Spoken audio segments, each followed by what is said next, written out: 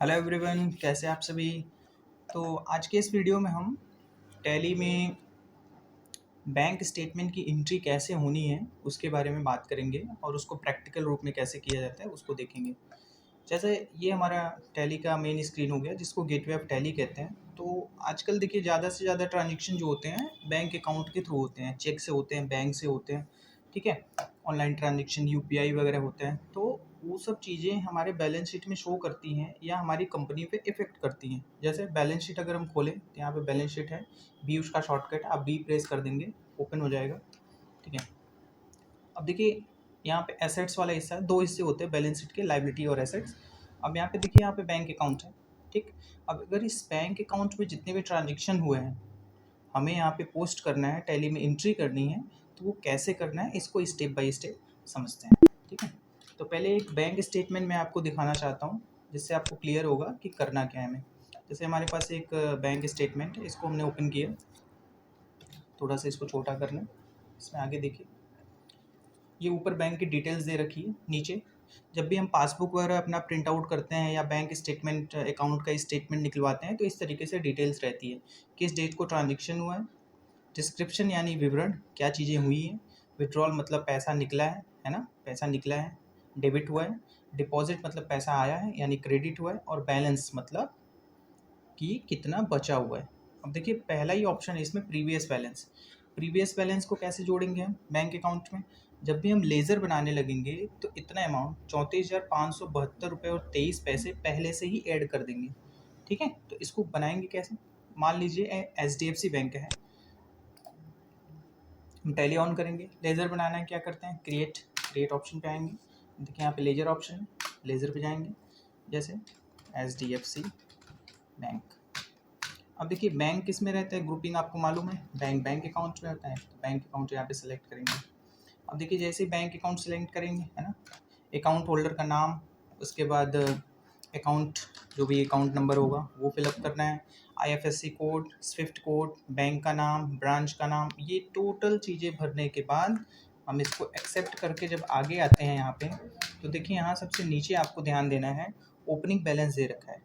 तो opening balance मतलब क्या, इस लेज़र में पहले से ही कोई बैलेंस है तो उसी को ओपनिंग बैलेंस बोलते हैं। ठीक है, ओपनिंग बैलेंस में यहाँ पे आप बजट जो देख रहे हैं 34,572 रुपये 23 पैसे, तो 34,572 रुपये और 0.23 23 पैसे इंटर जी यार, यानी वो बैलेंस है, यानी वो डेबिट में उतना पैसा हमारे अकाउंट में है, इसको एक्सेप्ट कर लेंगे। ठीक है, ये हमने ऐड कर दिया, लेज़र बना दिया और प्रीवियस बैलेंस को ऐड कर दिया। अब इसकी डिटेल्स थोड़ी चेक करिए, आप कहाँ से चेक करेंगे, आप डिस्प्ले पे जा सकते हैं। ठीक है, यहाँ डिस्प्ले दे रखा है, डी प्रेस कर सकते हो, उसके लिए आप अकाउंट बुक पे आइए। ठीक, आपको लेज़र दिखेगा, आप लेज़र पे जाइए और हमें कौन सा, HDFC बैंक का डिटेल्स चेक करना है, HDFC बैंक। अब देखिए यहाँ पे आप चेक कर पा रहे हैं कि ओपनिंग बैलेंस दे रखा है, ठीक है, जो कि हमने ऐड किया। अब देखिए यहाँ भी वही चीज़ है, डेट पार्टिकुलर है ना, डेबिट अमाउंट, क्रेडिट अमाउंट। एक चीज़ आपको नहीं दिख रही है, जो बैलेंस बचा हुआ है, तो उसको भी आप ऑन कर सकते हैं। कैसे, F12 करिए, यहाँ पे देखिए शो रनिंग बैलेंस सबसे नीचे है, नो है, इसको आप यस कर दीजिए। ठीक है, अब देखिए ये ओपनिंग बैलेंस आ गया, कितना पैसा हमारे पास ऑलरेडी है। अब हम इसमें क्या करेंगे, ट्रांजेक्शन करेंगे, यानी पैसा जमा करना है और उसके बाद इसमें पैसा निकल सकता है या और भी ट्रांजेक्शन हो सकते हैं। ठीक है, तो अब देखते हैं पहला बैलेंस, रेंट बिल। अब देखिए ये पैसा निकला है, यानी बैंक से पेमेंट हुआ है। क्या पेमेंट हुआ है, रेंट पेमेंट हुआ है, कितना, 33,902 रुपये। ठीक है, 33,902 रुपये क्या हुआ है, विड्रॉल हुआ है। सॉरी, ये अमाउंट बैलेंस का है, आप यहाँ पे देखिए रेंट बिल 670 रुपये विड्रॉल हुआ है, तो 670 रुपये आपको पेमेंट करना है इस डेट में। ठीक है, तो आप टैली में आएंगे, यहीं पे भी आप वाउचर को ऐड कर सकते हैं। कैसे, अल्टर ए शॉर्टकट होता है वाउचर ऐड करने का। अब पेमेंट के लिए क्या शॉर्टकट होता है, F5। आपको क्या करना है, बाई रेंट। अब रेंट का अगर लेज़र है हमारे पास तो दिखेगा, नहीं तो नहीं है, तो आप अल्टर C करके बना सकते हैं। रेंट की ग्रुपिंग क्या रखनी है, ग्रुप आपको सही से रखना है, इनडायरेक्ट एक्सपेंस होता है, तो इनडायरेक्ट एक्सपेंस हमने रख दिया। ठीक है, और जो भी डिटेल्स है उसकी आपको भरनी है तो आप भर दीजिए, नहीं तो कंट्रोल ए। अब देखिए रेंट कितना पेमेंट किया गया। आप ये स्टेटमेंट आपके सामने हार्ड कॉपी के रूप में रहेगा, तो आपको बार बार ये देखना नहीं पड़ेगा। 670 रुपये पेमेंट हुआ है, तो 670। अब 2 में कैसे पेमेंट हुआ है, हम बैंक की एंट्री कर रहे हैं तो HDFC बैंक से हुआ है, क्योंकि उसी के स्टेटमेंट में दिख रहे हैं, तो HDFC बैंक को सेलेक्ट करेंगे। आगे चेक के थ्रू हुआ है या फिर ई फंड ट्रांसफ़र है या अदर्स है, तो और भी चीज़ें हो सकती है। तो जैसा भी ट्रांजेक्शन हुआ है तो आप यहाँ पे सेलेक्ट करिए। कार्ड से पेमेंट हुआ, तो ये सब चीज़ें आपके बिजनेस के ऊपर डिपेंड करती है कि कैसा ट्रांजेक्शन आपने किया है। ठीक है, कार्ड से पेमेंट किया है तो हमने कार्ड को सेलेक्ट किया। ट्रांजेक्शन नंबर यहाँ पे डाल देंगे, जो भी ट्रांजेक्शन नंबर मिलेगा आपको, एक्सेप्ट करिए। आगे देखिए यहाँ नरेशन में डाल देंगे ना, रेंट पेड किस महीने का है या किस पार्टी को दिया गया, वो आप नरेशन में डाल देंगे, एक्सेप्ट। अब देखिए यहाँ पे शो करने लगा रेंट, ठीक है, 670 रुपये पेमेंट। अब ध्यान दीजिए थोड़ा सा, आपके बैंक स्टेटमेंट और टैली का यहाँ पे शो करने का तरीका अलग रहता है। ठीक है, वहाँ आपके बैंक स्टेटमेंट कैश के बारे में बात कर रहा है कि कैश क्रेडिट हुआ या डेबिट हुआ, और यहाँ ये बैंक के बारे में बात कर रहा है कि बैंक डेबिट हुआ या क्रेडिट हुआ। तो बैंक ने पैसा दिया तो इसलिए यहाँ पे क्रेडिट हुआ। ठीक है, अगली एंट्री देखते हैं। हाँ, चेक नंबर 4356, पेमेंट फ्रॉम नाला स्पेंसर। कोई पार्टी है, ये आपको पैसा दे रही है ना, कितना दे रही है, 740 रुपये। तो इसको किस में कर देना है आपको, पैसा आ रहा है, देखिए डिपॉजिट हो रहा है मतलब पैसा आ रहा है, तो ये रिसिप्ट वाउचर में चला जाएगा 740 रुपये। ठीक है, किस पार्टी से, नाला स्पेंसर दे।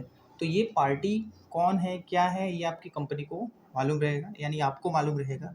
तो आप आसानी से, हो सकता है इसका लेज़र पहले से ही बना हो सकता है कोई ट्रांजेक्शन पहले से हो, तो लेज़र इसका पहले से बना रहेगा। ठीक है, तो आप आएंगे यहाँ, फिर से अल्टर ए करेंगे नया वाउचर ऐड करने के लिए। हमें पैसा मिल रहा है तो F6 यानी रिसिप्ट। तो 2 में किसको रखना है, कौन दे रहा है, नाला स्पेंसर, तो अल्ट C, नाला स्पेंसर। अब देखिए ग्रुप, ये हम नया लेज़र बना रहे हैं, हो सकता है आपके पास पहले से लेज़र हो, तो जो भी ग्रुपिंग वगैरह रहेगी या जो लेज़र रहेगा उसी को यूज़ करना है, नया लेज़र नहीं बनाना है। ठीक है, तो फिलहाल ये पार्टी हमें पैसा दे रही है तो हम क्रेडिटर में डाल दे रहे हैं। देखिए कितना दे रहा है, 740 रुपये। 740 रुपये आपको रिसिप्ट हो रहा है।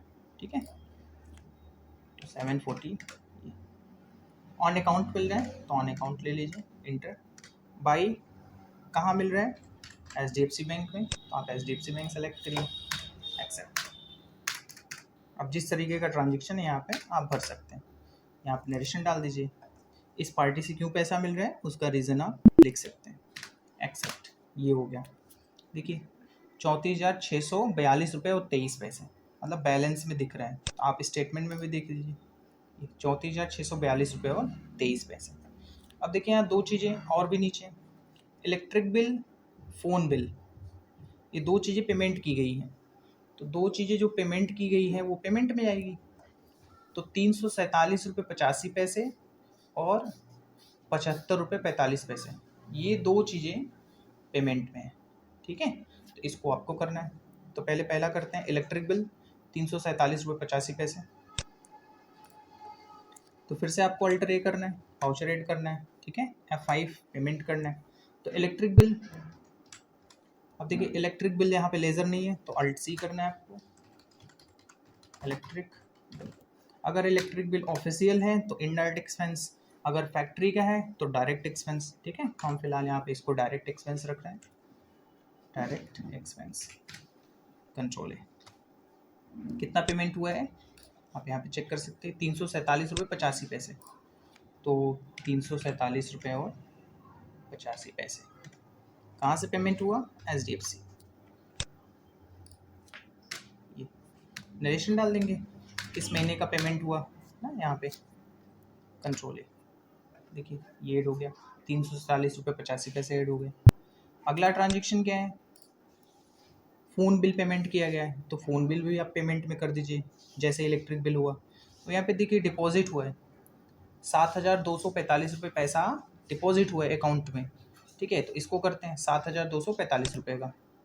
तो डिपॉजिट करने के लिए अल्टर ए किया यानी ऐड किया, और डिपॉजिट करने के लिए कंट्रा वाउचर होता है। ठीक है, टू कैश, कैश डिपॉजिट होगा कितना अमाउंट आप यहाँ से चेक कर लीजिए, 7,245 रुपये। तो 7,245 रुपये एक्सेप्ट करेंगे। कहाँ गया पैसा? HDFC बैंक में, ठीक है। बाकी आपको डेबिट क्रेडिट के रूल्स आते ही होंगे। तो HDFC बैंक जो है वो पर्सनल अकाउंट है, रिसीव कर रहा है, तो रिसीवर किस में होता है? बाई में। और रियल अकाउंट में कैश आता है, ठीक है। तो कैश हमारा जा रहा है और जाने वाली चीज़ें जो भी होती है वो क्रेडिट में लिखी जाती है, यानी टू में। यहाँ नरेशन डाल दीजिए ना। ये डिटेल्स भरना होता है कि आप कितने रुपए की करेंसी है ना, यहाँ पे कैटेगरी दे रखी है कि 2,000 का, 500 रुपये का, जो भी आपने करेंसीज जमा की है उसके बारे में डिटेल्स रहती है। आगे बढ़ जाएंगे, नरेशन डाल देंगे, कैश डिपॉजिटेड हो गया, एक्सेप्ट। देखिए 41,539 रुपये 38 पैसे, ठीक। देखिए जमा करने के बाद 41,463 यहाँ पे दे रहा है। हमने फ़ोन बिल की एंट्री नहीं की है, इसलिए यहाँ पे थोड़ा सा मिसमैच है। आप फ़ोन बिल की एंट्री कर देंगे, ये बराबर हो जाएगा, ठीक है। तो इस तरीके से ये चीज़ें यहाँ पे आपको समझनी पड़ती हैं और फिर आपको वहाँ पे डालना पड़ता है, ठीक है। जैसे यहाँ पे दिया है इंटरेस्ट अर्नड, यानी ब्याज मिला, तो ब्याज मिलने की एंट्री रिसिप्ट वाउचर में होती है, तो आपको ये रिसिप्ट वाउचर में कर देना पड़ेगा, है। तो इसी तरीके से सारा चीज़ आपको समझना पड़ेगा, ठीक है, स्टेप बाय स्टेप, और उसके बाद एंट्री कर देनी है, ठीक है।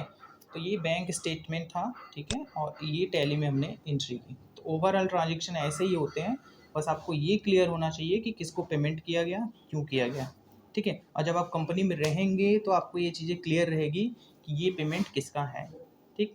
तो आई होप ये ट्रांजेक्शन्स आपको समझ में आए होंगे। इस तरीके से जो भी हमें बैंक से स्टेटमेंट मिलते हैं, मंथली या हाफ ईयरली या ईयरली कंपनी के, ठीक है, तो हमें उसे टैली के अपने सॉफ्टवेयर में अपलोड करना होता है ताकि हमें ये सारी डिटेल्स दिखे, ठीक है।